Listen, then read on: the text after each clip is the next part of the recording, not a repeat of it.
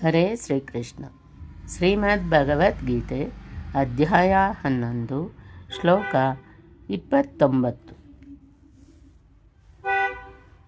ಯಥಾ ಪ್ರದೀಪ್ತಂ ಜ್ವಲನಂ ಪತಂಗಾಃ ವಿಶಂತಿ ನಾಶಾಯ ಸಮೃದ್ಧವೇಗಾಃ ತಥೈವ ನಾಶಾಯ ವಿಶಂತಿ ಲೋಕಾಃ ತವಾಪಿ ವಕ್ತ್ರಾಣಿ ಸಮೃದ್ಧವೇಗಾಃ.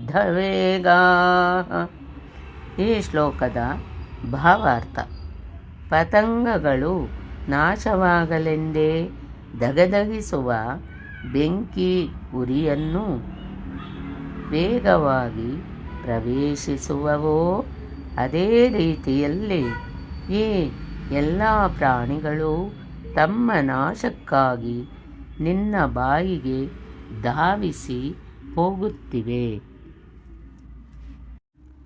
ಎಲೈ ವಿಷ್ಣುವೇ, ಉರಿಯುತ್ತಿರುವ ನಿನ್ನ ಬಾಯಿಯಲ್ಲಿ ಎಲ್ಲ ಕಡೆಗಳಿಂದ ನೀನು ಎಲ್ಲ ಜನರನ್ನು ನುಂಗುತ್ತಿರುವುದನ್ನು ನಾನು ಕಾಣುತ್ತಿದ್ದೇನೆ.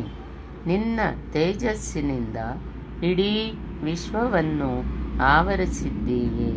ನೀನು ಭಯಂಕರವಾದ ಸುಡುವ ಕಿರಣಗಳೊಡನೆ ಪ್ರಕಟವಾಗಿದ್ದೀಯೆ.